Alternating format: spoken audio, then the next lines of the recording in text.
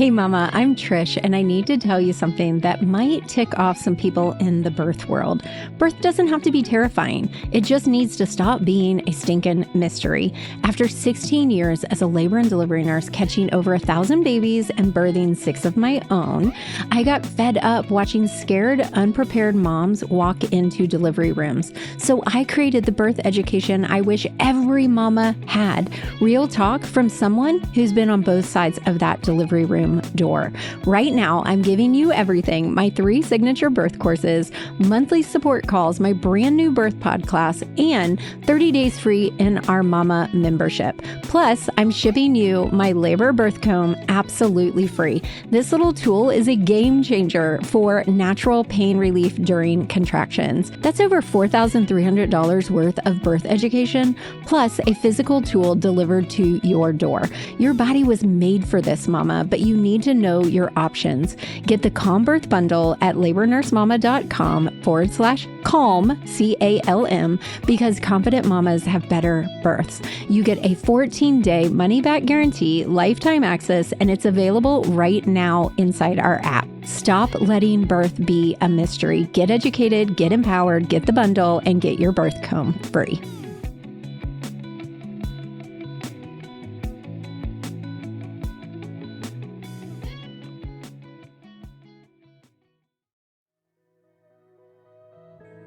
Hey mama, welcome to Postpartum Unpacked, the realest place on the internet to talk about life after baby. I'm Trish, labor nurse mama, mom of 7, and now that we've walked through pregnancy together, it's time to unpack the wild, beautiful, emotional roller coaster of postpartum. From birth, recovery to year 1, and everything in between. We're talking healing, hormones, feeding, sleep, sex, mental health, mom rage. Nothing is off limits. I'm going to be interviewing some of my Calm Mama Society members, and we're going to talk about real situations. So hit follow, leave a review, and let me know what you want to hear more of. I'll be here each week cheering you on through it all. Let's do it together. Hey, so there's one thing that every labor nurse, postpartum nurse wishes you knew in weeks 3 to 6 after birth. And if you do these things, it will absolutely change your recovery. Hey mama, I'm Trish, labor nurse mama. I've been a labor and delivery nurse for over 16 years, and I've helped thousands of families walk through postpartum. I am also a mom to 7. I've been through 6 postpartums myself. So if you're exhausted, you're leaking, your boobs are hurting, you're worried about milk, or you're terrified, did you do something wrong? Don't worry, you're not alone. Even if you had a C-section, even if you're sleep deprived and feeling like, Trish, you don't get it, I am alone right now, this is going to give you some next level steps you can start right now.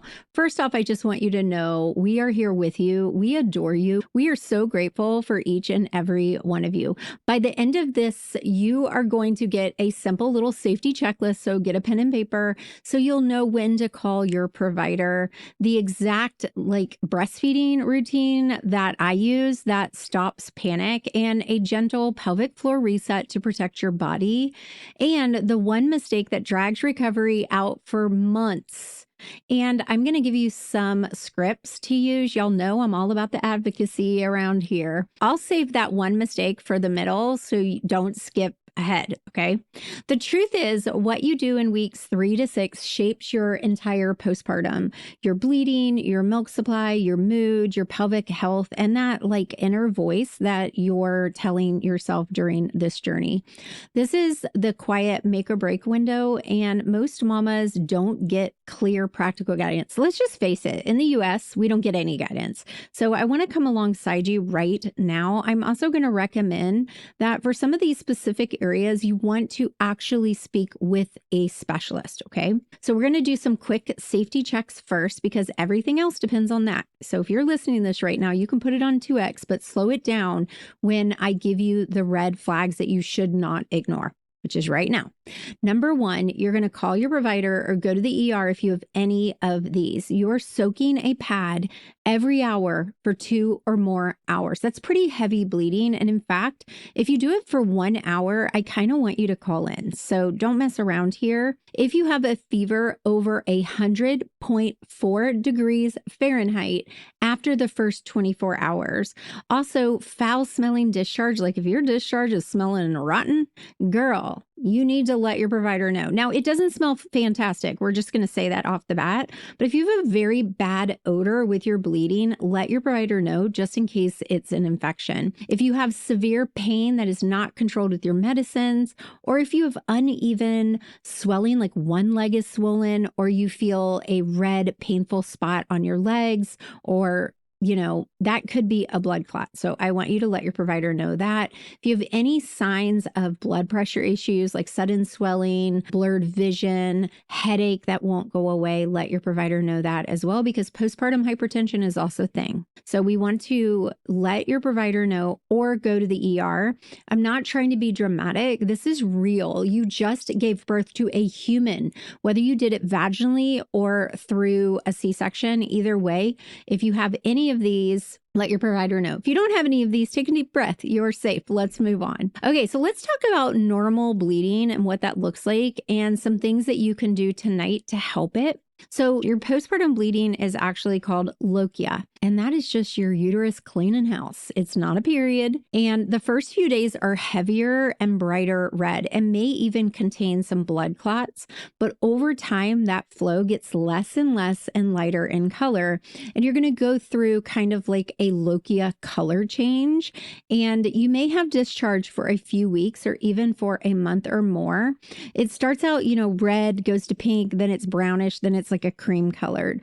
But spotting can be normal up to 6 to 8 weeks. And in fact, around 6 to 8 weeks, your placenta wound is healing. So you might have a little more red bleeding that comes and then goes away.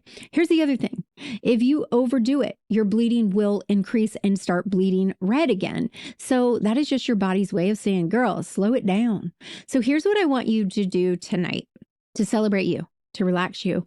After a feeding, I want you to lay flat for 20 minutes, no phone, no holding the baby upright, put a pillow under your knees. This is going to help your uterus contract and can reduce some of the bleeding and the cramping. Try it tonight and see.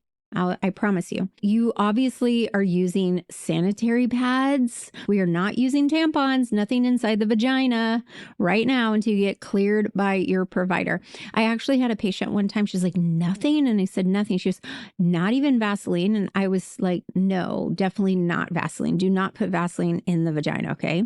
The other thing that I really want to encourage you guys, and one thing that I'm really, really all about inside of the full classes, is setting boundaries and speaking up for yourself. So if you're not a good boundary setter, I want you to make a promise right now to set one boundary this week. Tell one person,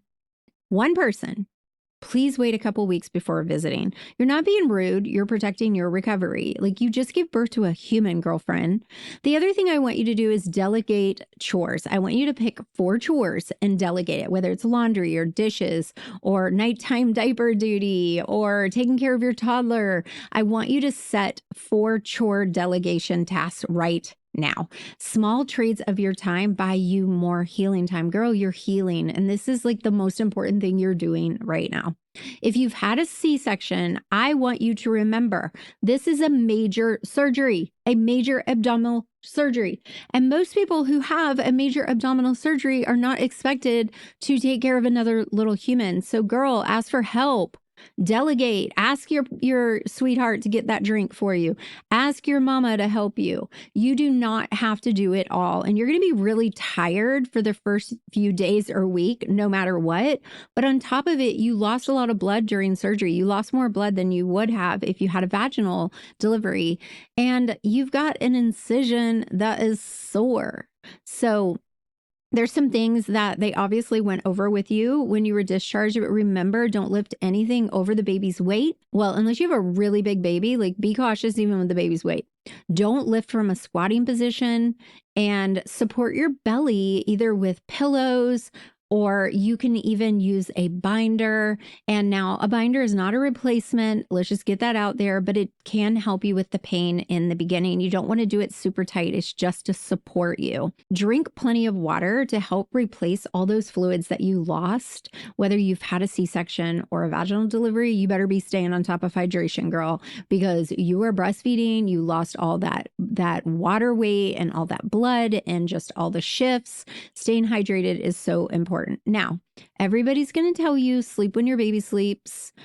And I know that's kind of the dumbest thing ever, but I just want you resting. That's it. So what we recommend is 5 days in the bed, 5 days on the bed, 5 days near the bed. Now, that can be longer. Some cultures are like 40 days of rest. Whatever you need, I want you to know that you are so valuable and you should be resting and taking care of yourself. So you may not be able to sleep when the baby sleeps, especially if you have another baby or a toddler or children, but sleep as much as you can and ask for help.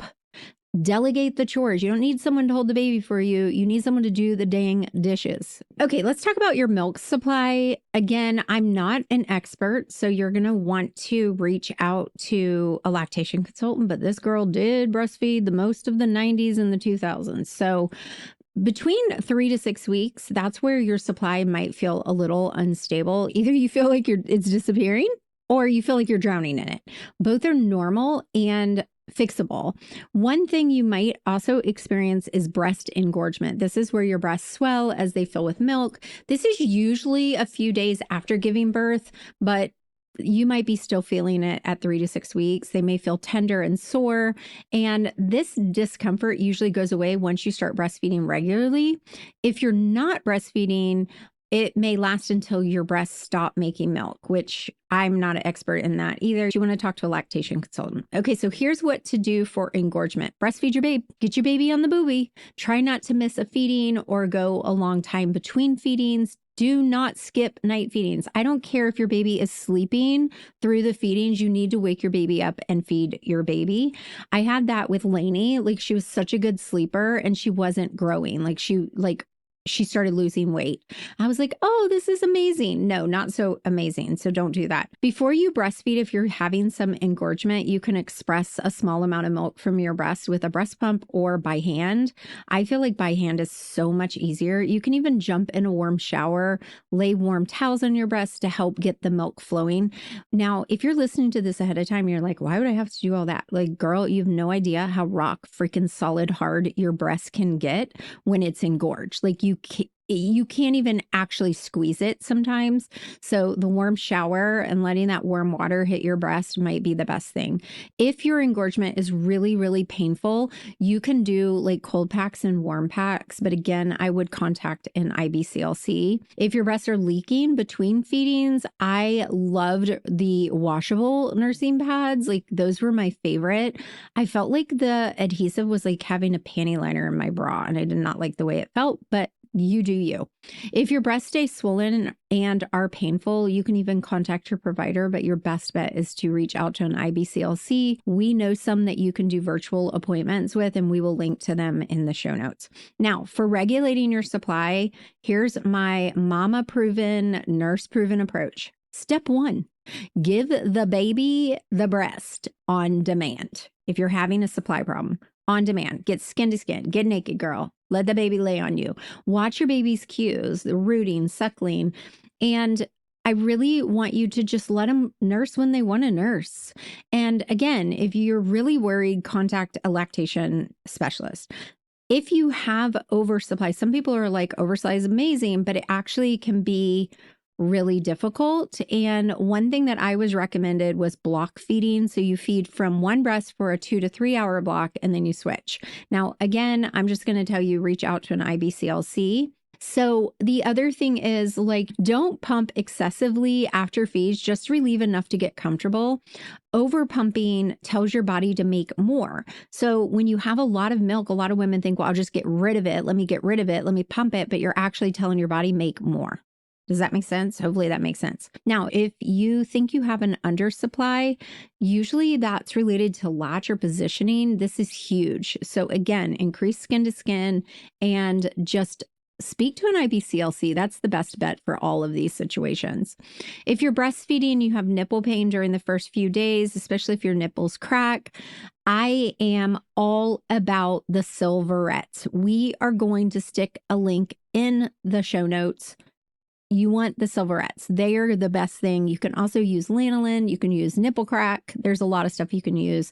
But just the most important thing is if your nipples are sore, have someone assess your latch.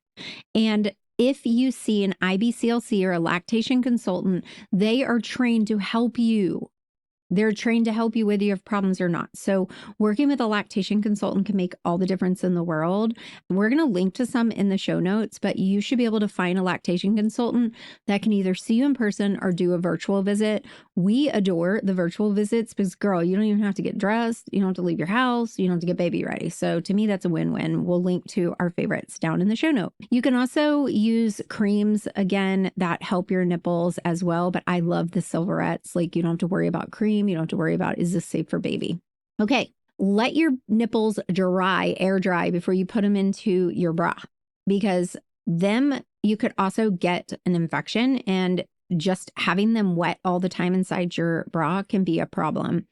There's also plugged ducts and mastitis, but again, you just want to see an expert in this area. However, I have had mastitis. It sucks. It comes on so fast. The signs of mastitis are the same signs of infection. So if you get red, hot, painful, your breasts feel like difficult to touch, and you feel feverish, call your provider right away. Do not ignore it, because it can come on so fast.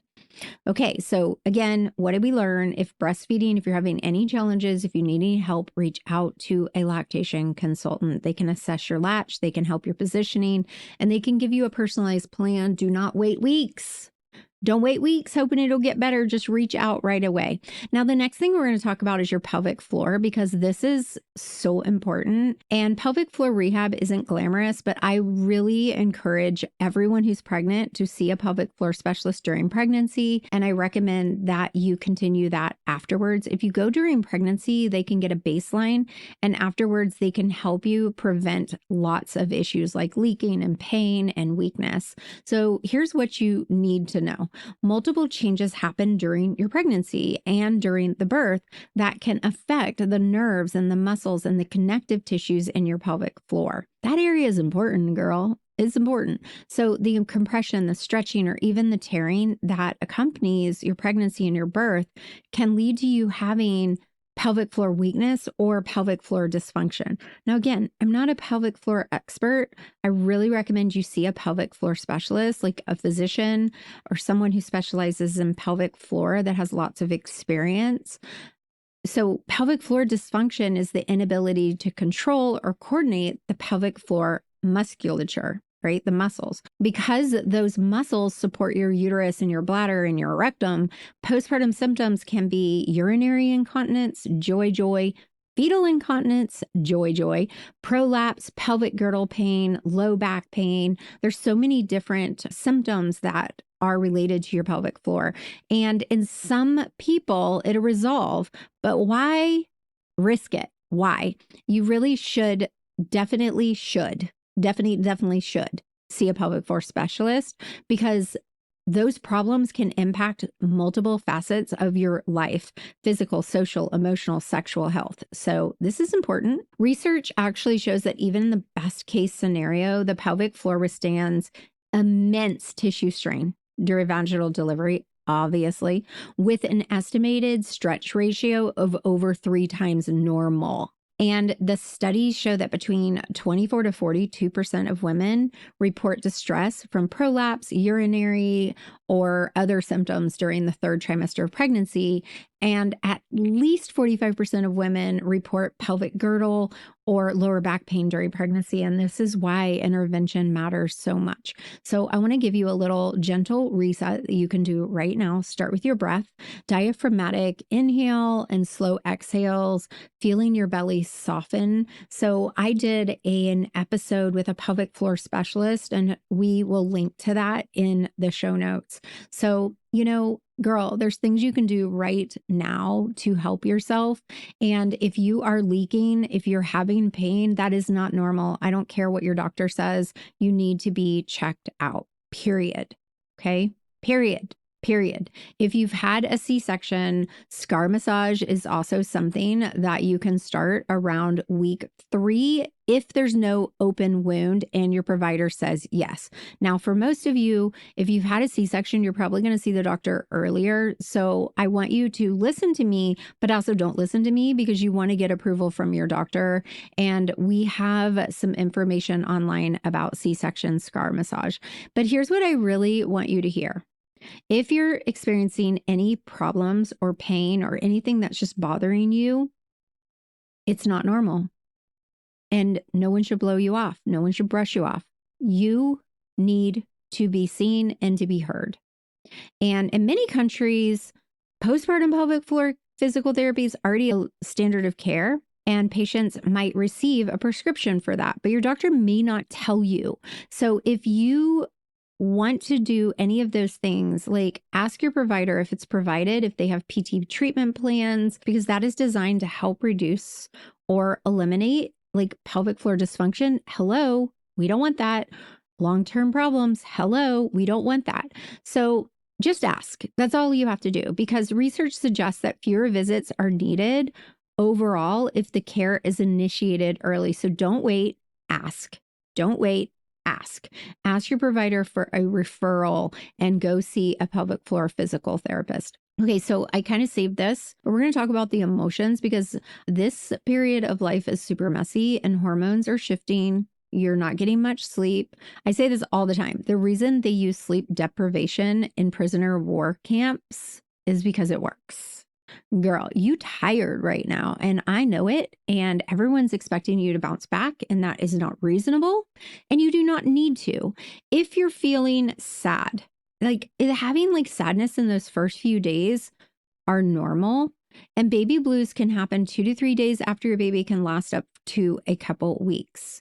They usually go away on their own, and a lot of women don't need treatment. However, postpartum depression, postpartum anxiety, postpartum anger, those feelings of sadness and anxiety and tiredness and rage, they can last.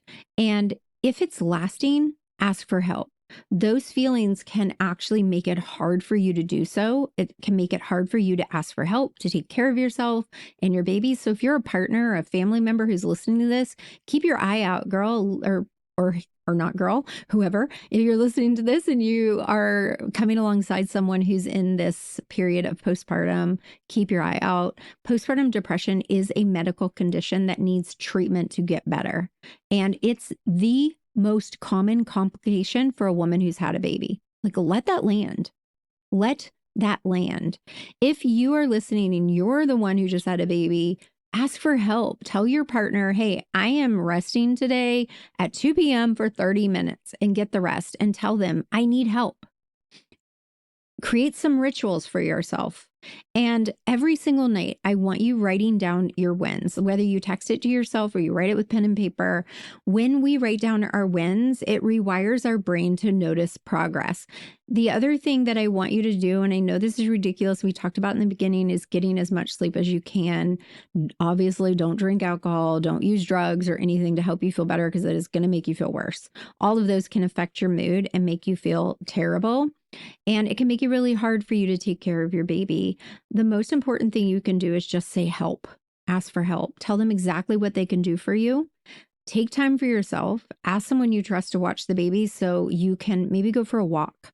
Connect with other moms. This is why we have the Calm Mama Society, our membership, which you can join and have support from a labor nurse and doula and a community of women. Go to labornursemama.com Go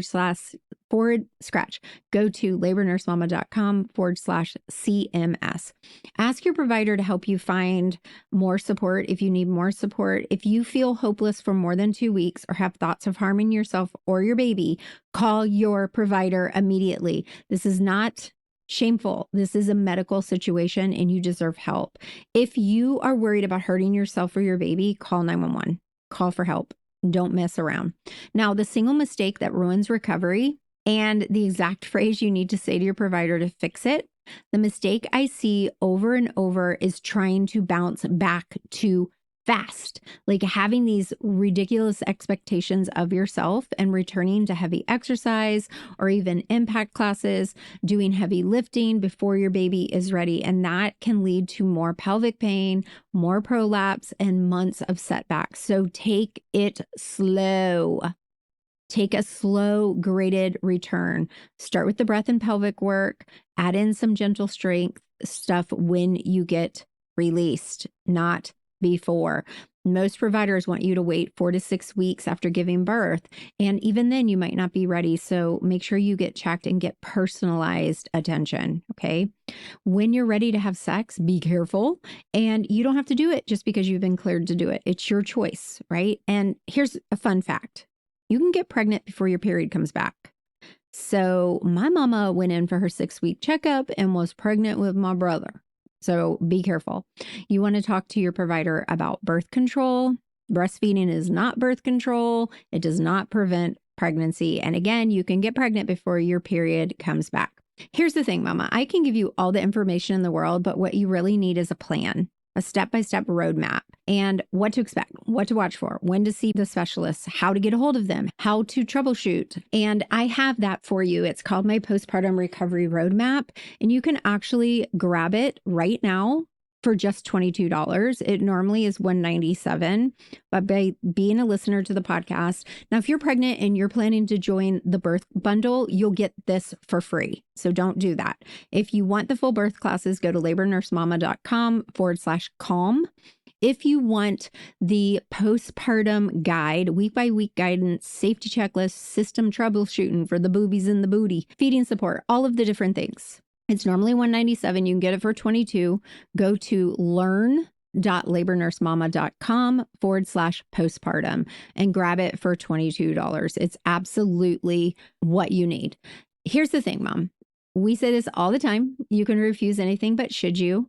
Make choices that heal you, not hurt you. Remember, if you need specialized help, do not just listen to my podcast. Girl, reach out to specialized help, a lactation consultant, a pelvic floor therapist, a mental health provider. Reach out to your provider for any red flags or any other concerns. You do not have to do this alone. If this helped, save it, share it, subscribe, write a review, leave a comment, and tell me where you are. I adore you, and they mean so much to me. You know, when you're talking to a microphone and you're not seeing the recipients of that, to get those comments and those reviews mean everything. Next week, we'll talk about 6 weeks and what to expect, what tests to ask for, and all the other things. So hit subscribe so you don't miss it. I adore you. As always, I'll see you again next week. Bye for now.